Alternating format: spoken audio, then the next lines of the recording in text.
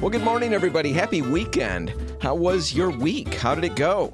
My week was pretty good. I almost did something dumb, though. Something really dumb. I know that's utterly shocking.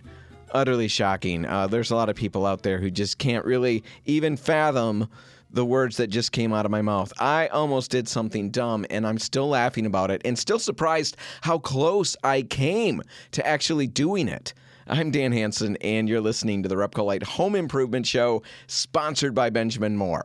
So, on to my nearly dumb decision. I want to tell this very quickly. We just had a vacation, and we went to Mackinac Island for a couple days to do some hiking and just rest, just hang out. Well, the food up there, if you've been up there, it's crazy expensive. And I've got a ton of people to feed. So I'm always looking, for money-saving options. And one of these involved making sandwiches for 2 of our meals there. We're going to buy the supplies. We'll buy the supplies at the grocery store. And while that won't be inexpensive, it's way better than dropping $22 or whatever it is for a hamburger.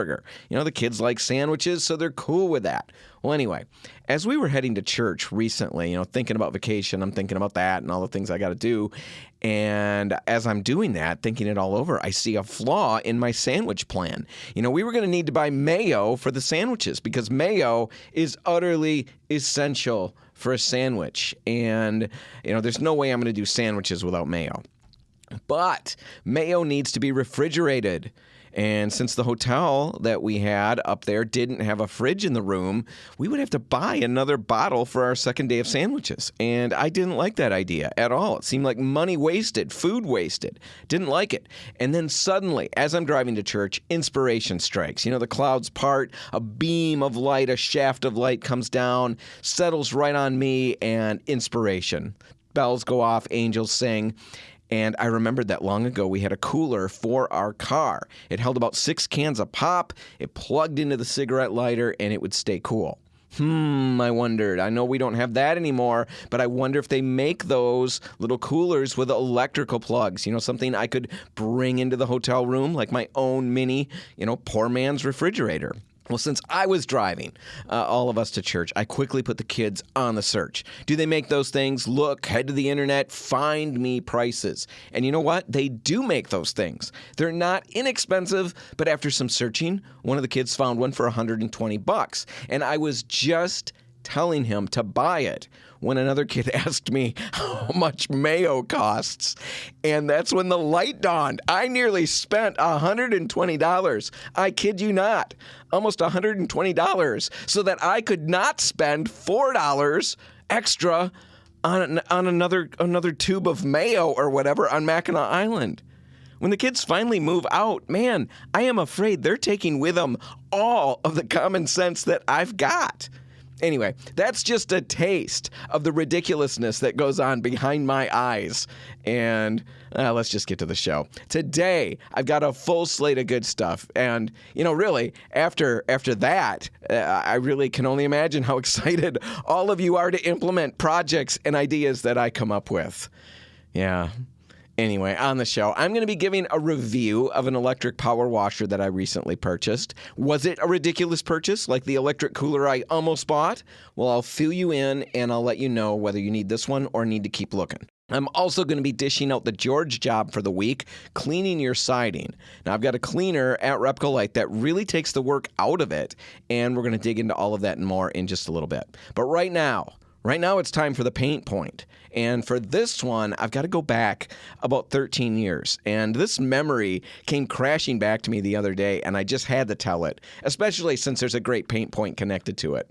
Anyway, it all started innocently enough on a quiet day, like I said, over 13 years or so ago. And I remember I was at home with the kids, I was in charge, and I was responsible. And let me tell you, I was nailing it. I was getting them their dinner, and I made them SpaghettiOs. They all like that, right out of the can. A little bit of seasoning. Bon appetit. There you go. I spooned out their little SpaghettiOs, plopped a pitcher of water on the table, and I left them to it. They ate their food, they made a mess, they're little kids, and eventually the whole thing was over. I came behind, mopped everything up, and then wiped the table down. And then finally, once they were all taken care of, I sat down with my own dinner, which was not SpaghettiOs. Anyway, as I'm eating, the kids come by one, and they tell me, every single thing that happened during the day. It's great to be loved, for a while, and then it's just mind-numbing, right? If you're parents, you know what I'm talking about. Story after story goes through your ears, and eventually, for me, I just found myself sitting at the table. My food was gone. I don't even remember eating it. And Hannah, my 3-year-old, is sitting on my lap, still talking. Well, my brain completely, thoroughly checked out at this point. All parents know that feeling. But I do remember, even though my brain was checked out, I do remember grabbing the pitcher of water that was still on the table, from the kids' dinner, and then pouring myself a glass of water. And then as Hannah went on and on and on about this or that, I drank the water, and then I repoured, a second cup. I was drinking that one, trying to understand what in the world she was telling me. Now, at some point in the midst of all of this, I noticed that something wasn't right. Something was off. I wasn't immediately aware what it was, and I tried to ignore the feeling, but my brain, tired as it was, wouldn't let me be. It kept telling me something's going on. Well, I took another drink of water, and it suddenly occurred to me I was chewing. I was done eating. I'd been done for a while. There was no food left on my plate, but here I am drinking water and chewing. Now, drinking water, it's not a chewing experience, right? But here I was doing exactly that. And the more I thought about it and focused on it, the more I realized I wasn't chewing water. I was actually chewing something that was in the water. Well, naturally, I remember I grabbed my glass, held it up, take a closer look, and when I did, I was shocked. Shocked. Horribly, horribly shocked. Instead of the clear crystal liquid that we all want to see when we're drinking water, my water was gray and murky, and there were things in there, floating things and sinking things. Something that looked like a part of a meatball floated by, something else that I was pretty sure was a Spaghetti-O kind of drifted through, and there were other things, unidentifiable things. It was a smorgasbord of gray food products, all suspended in a liquid that seemed suddenly, as I'm looking at it, thicker and heavier than simple plain water. Now, I remember putting the glass down. I swallowed, the meatball or whatever I was chewing, picked up the pitcher of water, and a quick look inside there revealed more of the exact same thing, floaty things, bobbing up and down in some gray, opaque liquid. And then I looked at the outside of the pitcher. I saw small orange Spaghetti-O sauce handprints on the handle, and a closer examination revealed orange lip marks around the rim. I looked at Hannah. Did you drink out of this pitcher? She nodded and said only twice. Well, apparently, 2 times was plenty for Hannah to poison the Waterhole, so to speak. And that finally brings me to the paint point for the week. Have you ever started a paint project with some brushwork? Cutting in, brushing around the edges, around your windows or your doors or something like that. Inside, outside, it doesn't typically matter. When you do that, what do you typically do? Well, many people, me included, from time to time, we grab the paint bucket, the gallon of our paint, and we carry it around with us, dip into it, wipe the excess paint off the paintbrush onto the rim of the can, and then we paint. And then when the brush is empty, we go back to the bucket for more paint. Well, pretty much, that's just like Hannah drinking water out of the pitcher. If she had gone to her glass of water for a drink, she'd only have contaminated that cup. Everybody else's water would have been fine. But she went to the source, and she really contaminated that. Now, once that was done, there was really no way to get the spaghetti parts and the meatball chunks out of the water in the pitcher. The only fix was to pour the water out, rinse the container, and then fill it up with new water. Now, with water, that's no big deal. But if you're doing that with paint, you really can create quite an expensive and frustrating mess pretty quickly. If you brush into a spider web or pick up some dirt, this happens especially often when people are working outside, and then you pick that stuff up and then you dip back into your bucket, your main gallon of paint, you've instantly contaminated all of it. Now, how badly or how completely? That really depends on the situation and how many times that you keep doing that before you realize what's happening. But even a little bit of junk that you pick up on your brush and mix in with your paint can be a real pain in the neck down the road. Suddenly you're rolling paint onto larger areas and you find chunks of this or that need to be picked out of the finish. I'm sure you've had to do that. I've had to do that plenty of times. It's frustrating and it's completely unnecessary. The solution is really just super simple. Work out of a smaller container when you're doing that cut-in work. It's easier to carry around a smaller container with your paint, and you completely remove the risk of contaminating your main gallon by dipping back into it with a dirty brush. Now at RepcoLite, we've got a ton of different, little cut-in buckets that you could buy to work out of. There are items that we've got called handy paint pails. Basically, they look like an enormous coffee mug. They've got a strap for a handle that loops around the back of your hand, as you're holding the container, so that makes it comfortable and convenient. It also has a magnet built into it, and that holds your brush, keeping the bristles out of the paint if you need to set the brush down for a second. There are even cheaper versions of that if you don't paint very often. That same company makes a product called a handy paint cup, and it will hold about a pint of paint. It's got a convenient handle, doesn't loop around your hand anymore, but it's still super convenient to work with, and it still has that magnet. And I love using those when I paint. You'll be blown away how brilliant that magnet is if you try it out. Super simple. It really solves a lot of problems with the brush. Really nice to be able to just drop it in place there, and it keeps it out of the paint. Now, Wooster makes a product called a Pelican paint pail. It's similar to that handy paint pail that I described, but it's a little bit bigger, and it actually is made so that you can brush out of it and use one of their mini paint rollers in it. The handy paint pail and the Wooster Pelican also come with tray liners, inexpensive inserts that make cleanup really easy and quick. Now, even if you don't want to go those routes, grab an old Tupperware-like container or something like that. Lots of painters will clean out gallon pails and use them for cut-in buckets on other projects. Whatever you do, find a smaller container, to hold your paint while you're doing your brush work. It's going to protect the bulk of your paint from contamination. All right, there you go. That's the paint point for the week. Now we're going to take a break, and when we come back, we'll be talking about some tips to help you turn the inspiration that you find online into reality in your home. That's all coming up. Stick around.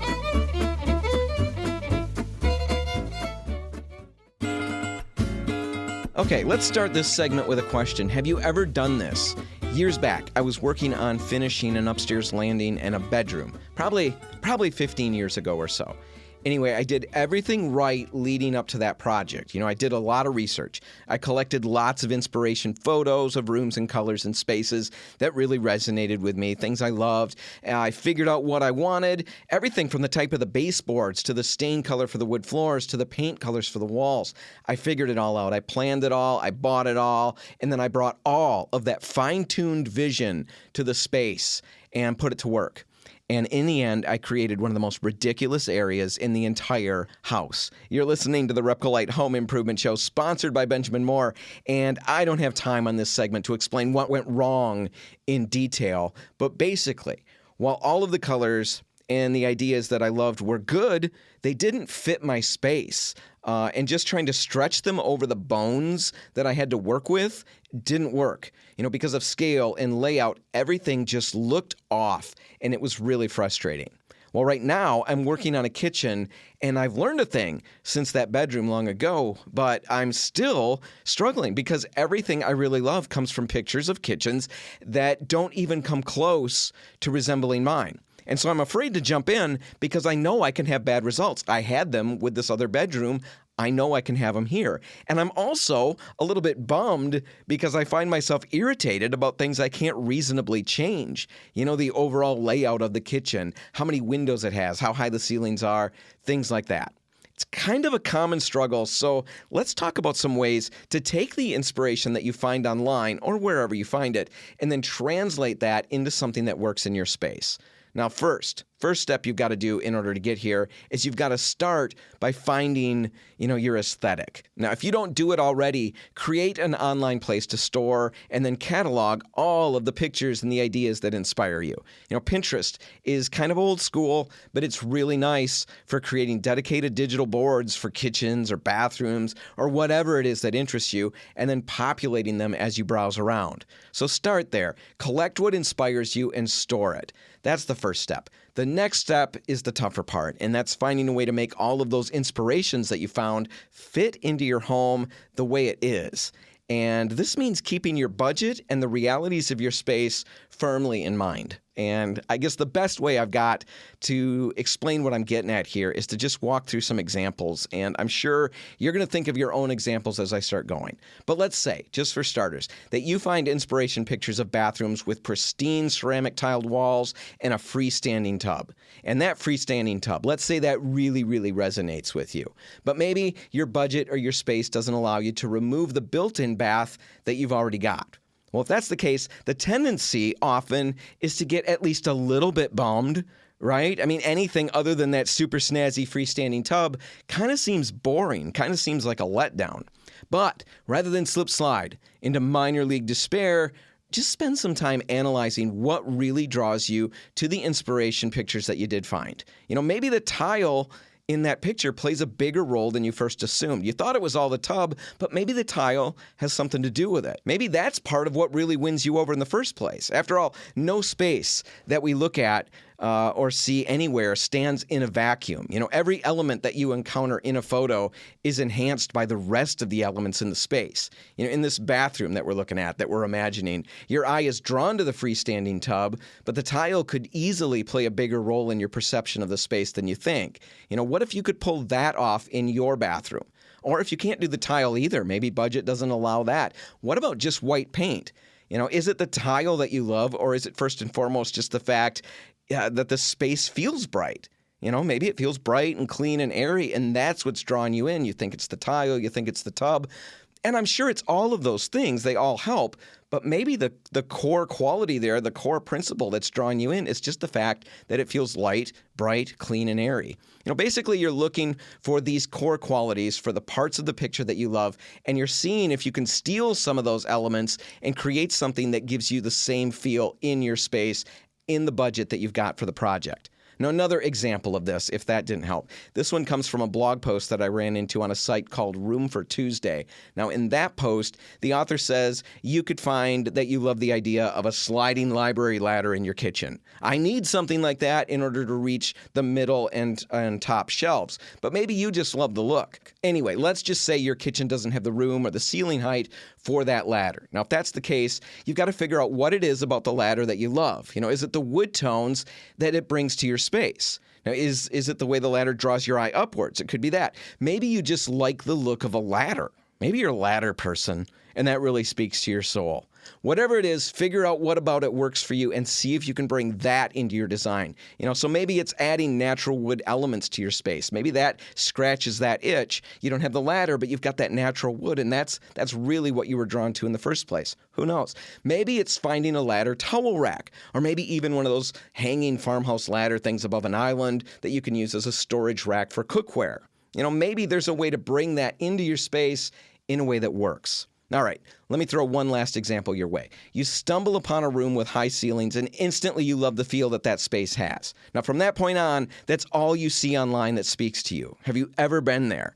All of a sudden, your low-ceilinged, dumpy, dingy kitchen, I'm speaking from experience here, your low-ceilinged, dumpy, dingy kitchen, to underline those words, it can never be what you like. It can never give you that vibe, right? That big, airy vibe. Well, your 8-foot ceiling can't easily be made into a 10-foot ceiling. But as to achieving the vibe, who knows? The right paint color may be able to help. Also, the right colors on your walls and the right proportions of your colors can help make even a smaller space feel bigger. Again, the trick here is to do a deep dive into the images and the inspirations that you find. Find out what you love most about them, and then look for ways to bring those elements into the space that you're working with. And when it comes to help with colors, remember that we have color consultants at all of our RepcoLite locations who can help you in store. On top of that, a number of our locations, 3, 4, 5, something like that, all have color consultants who can visit your home and give you ideas on site for a fee. So ask about that if you're interested, and we can connect you with some people.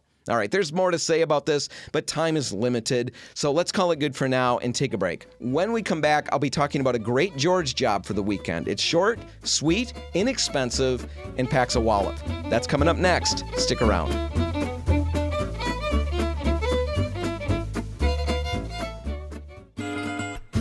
Well, world's a little crazy right now, isn't it? I mean, we don't talk about it a lot on the show because we're trying to just focus on the fun stuff. But yeah, it's a little nuts out there. We're all feeling it. You're listening to the RepcoLite Home Improvement Show, sponsored by Benjamin Moore. And I never realized, had no clue, 5 weeks or so ago when I started recommending George jobs, small projects, low expense projects with big payoffs.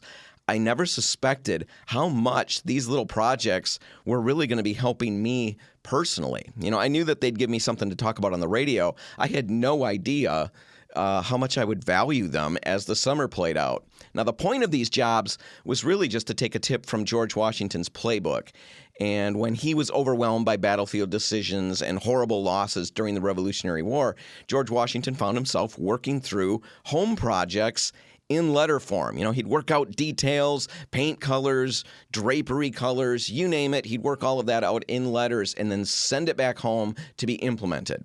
Now, according to psychologists, staying focused on those little decisions helped him make bigger decisions down the road. That's what the psychologists claim.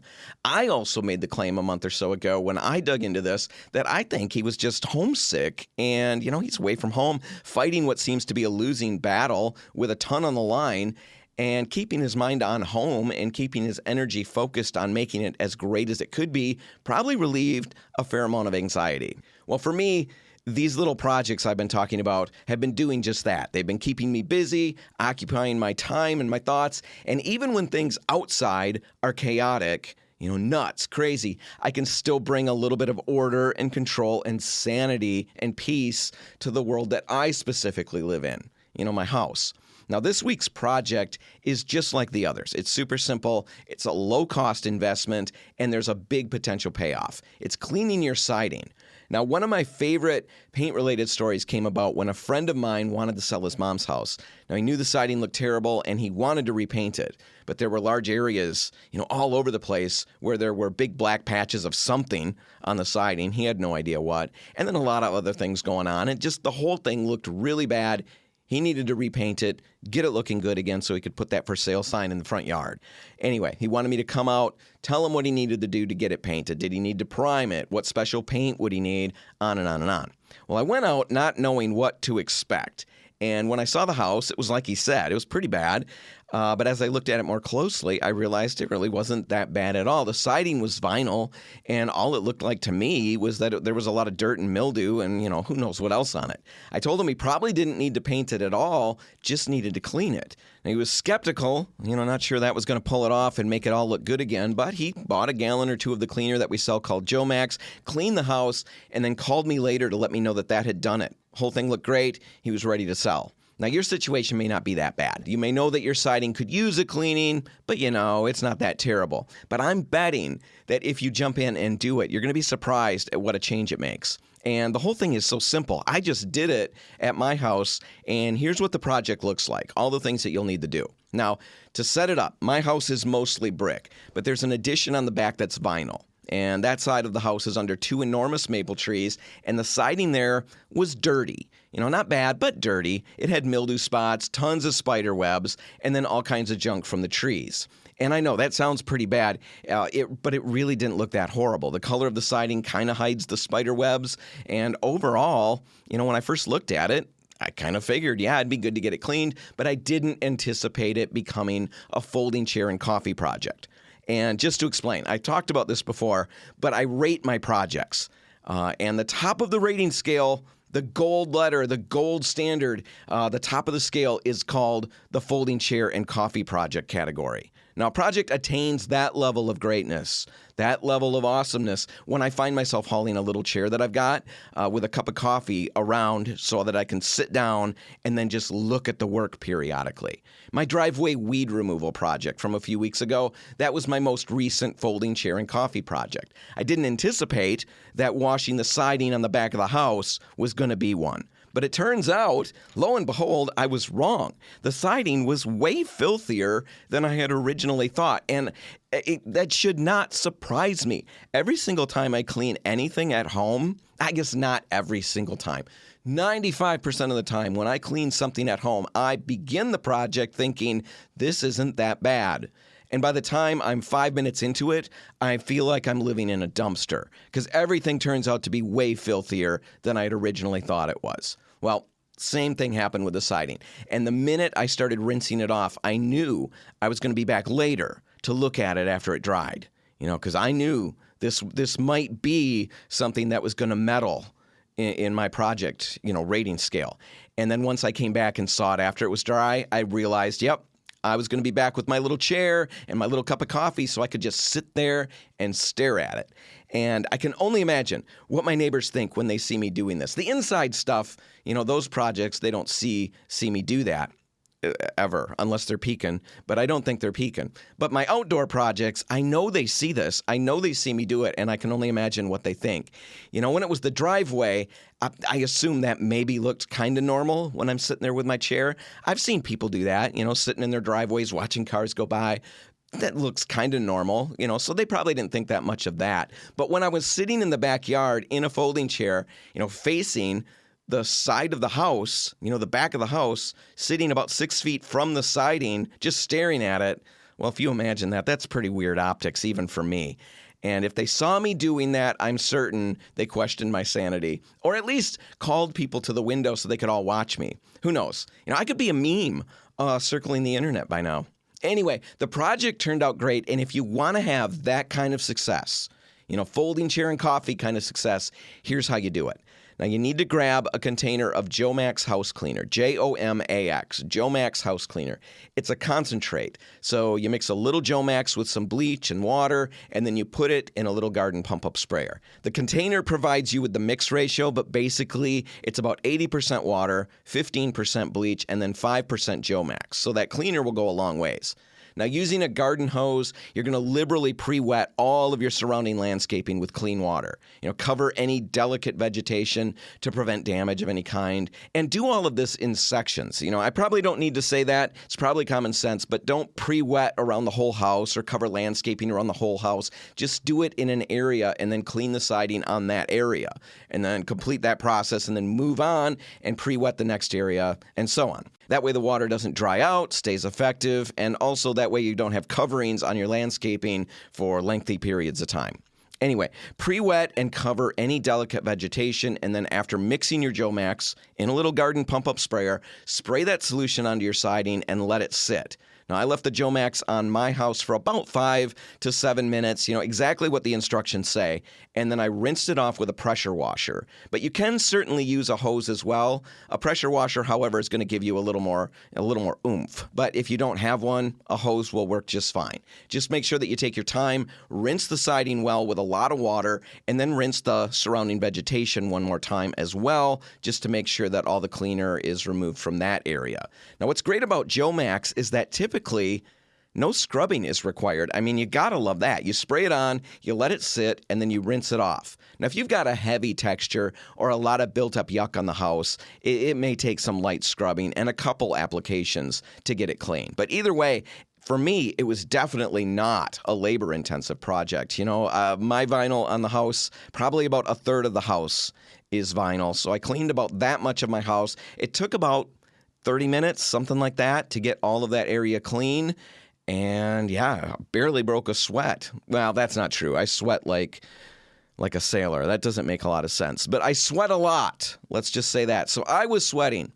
But if you sweat like a normal human being, you might not even break a sweat. Anyway, the product, if you're interested, is called Jomax. That's the cleaner. It's available in quarts and gallons, and like I said earlier, it's a concentrate, so it's going to go a long ways.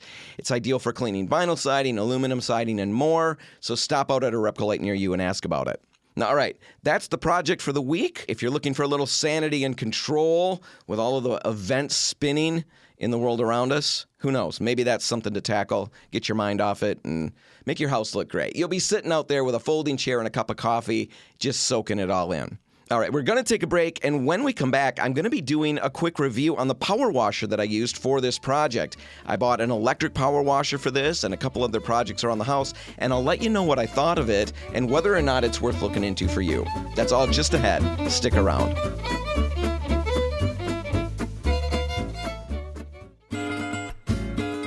And we're back, and I'm excited. I bought an electric power washer recently, and I'm going to review it. Love doing reviews. You're listening to the RepcoLite Home Improvement Show, sponsored by Benjamin Moore.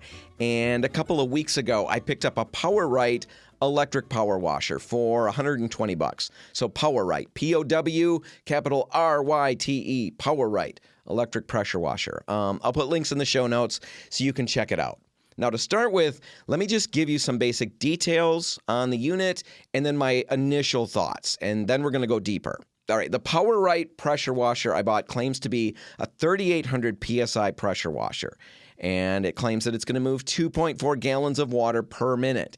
Came with 4 tips. It came with a 20-foot high-pressure hose that never seemed quite long enough, and it came with a quart-sized container attached to a foaming nozzle. Now, that container is for various cleaners, and it's kind of cool because it connects to the end of the spray wand, and when you trigger the pressure washer, it pulls the cleaning solution from the container right at the end of the wand without any of that cleaning solution having to pass through the pump. And this means you can use chemicals like bleach and vinegar and so on without shortening the life of the pump. So that part's pretty cool. I like that a lot. Now, the unit itself weighs about 19 pounds, so it's pretty light. It's easy to pick up and move around. My daughter, Hannah, she was moving it for me as I worked, so super easy to maneuver. A downside to the lightness is that it seems like it's going to be kind of easy to pull it over while working, especially with that 20-foot hose that feels more like it's about 15 foot long. Just it's coiled and it's going to pull it over pretty easily. So it's light. It's a good thing. There is a little bit of a downside to it. The build itself seems pretty decent. I wouldn't say it's chintzy. It's largely plastic, but it's not chintzy. There are a couple of gimmicky aspects of it. One is a little compartment that I think is there to house the tips if you don't want to attach them to the storage device on the sprayer wand. And the little door that covers that compartment is utterly ridiculous, and it popped off pretty much every other time I tried to open it. It didn't really matter to me in the end because the spray wand also has a spot, like I said, for the tips, and that's where I put them. But it's a little weird to have this little compartment that just seems silly on the device. Maybe I'll use it for snacks. I don't know. I could put some peppermints in there. Maybe a popsicle, not a popsicle, but what do you call those? A sucker, like a Tootsie Pop or something. I could be power washing and figuring out how many licks it takes to get to the center. And then if I get tired of licking and trying to get to the center of the Tootsie Pop, I could put it in that little compartment and maybe close that little door and it'd keep it maybe somewhat clean. I don't know. I'm not sure how I'm going to use that. That part's a little chintzy. Moving on, let's get on to more important things. The handle on the pressure washer. It's functional, but it's all plastic and really didn't give off the vibe of incredible durability. It works, but it is a tad flimsy. I'm not sure how long that's going to hold up or how well that's going to hold up. It's not a deal breaker. The unit itself, that seems to be all right, but something to think about. All right, so that's a basic overview of the power washer, but how well did it work? Let's get to that. Now, first off, I'm typically the kind of person who would opt for a gas-powered piece of equipment, but in this case, I went with electric because I really didn't want to spend too much money for something that I wasn't really going to use all that often. And my assumption, right or wrong, was that I could probably get a better electric power washer for the same price as I could get a less great gas washer. Now, anyway, I snagged this PowRyte pressure washer, and I used it for 3 different quick projects. Cleaning out the expansion cracks in the driveway, cleaning off the concrete on a little small patio area, and then, like we just talked about in the last segment, cleaning the brick and the siding on the house. Now, in all of these 3 instances, man, I'd say the pressure washer performed quite a bit better than I expected it to. It doesn't have the power of a gas pressure washer. I get that. And I should pause for a second and explain that while the unit claims to be a 3,800 PSI pressure washer, I don't know about that. That seems like it's really stretching. I think it's possible that when you first trigger the gun, the spray that shoots out of the end for just a split second, fraction of a second, that might be at something close to 3,800 PSI, but as the machine kicks into work mode, I really don't think I'm getting 3,800 PSI out of it. But that didn't really matter to me. I didn't need all that power for the projects I was tackling.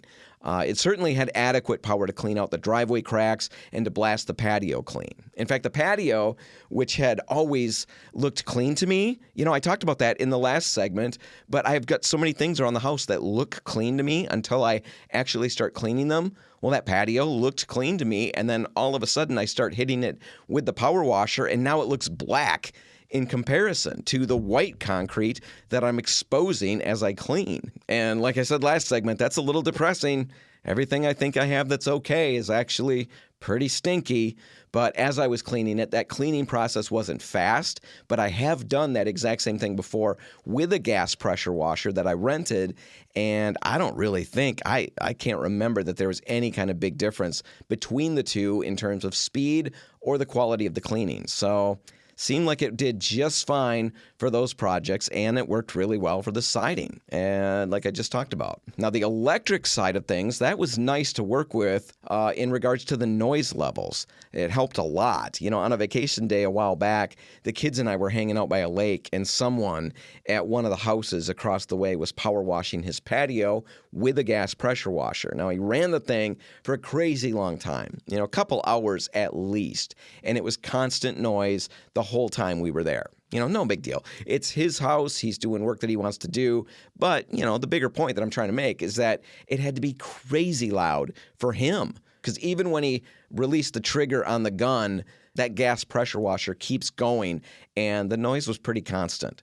Now, the electric pressure washer, on the other hand, was way quieter while it was running, and that made it easier to work with for long periods of time. I like that right off the bat. The boys were working on something on the driveway as I was cleaning out the expansion cracks, and they were able to maintain relatively normal level conversations as I worked. Nobody was shouting or hollering to be heard, just normal conversation. So that should give you an idea of the noise level, even while it was running. And then when I released the trigger on the sprayer, the noise quits altogether. Gas power washers, like I said, don't do that unless you turn them off. So, what are the pros and cons? Let's talk about the basic pros in favor of this thing. Good price point. $120, really can't beat that.